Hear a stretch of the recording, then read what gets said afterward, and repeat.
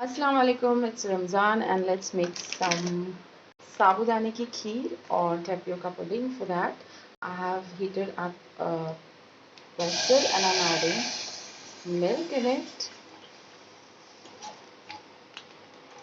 So I'm going to add 1 liter of milk.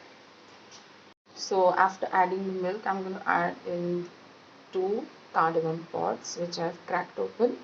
You can also add cardamom powder if you have, and I'm going to add a stick of cinnamon and let the milk boil. Milk has started to boil, as you can see. Now to this I'm going to add tapioca, that's sabudana. I've soaked the sabudana for around 1 hour. So let's add this into the milk. Along with this we'll add sugar. You can add sugar as per your taste. I'm using 1/3 cup of sugar.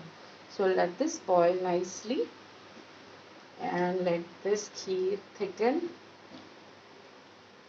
This will take around 15 to 20 minutes on medium to low flame. So after cooking it for around 25 to 30 minutes, this is the result I've got. It's nice and thick. And make sure you scrape all the sides of the pot.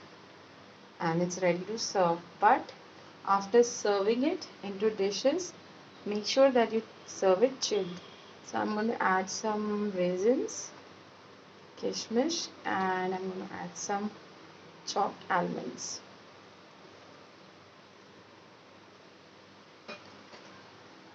So now we'll serve into bowls and chill them. In winters you can serve it straight away hot, and in summers make sure you chill it in the fridge and serve it.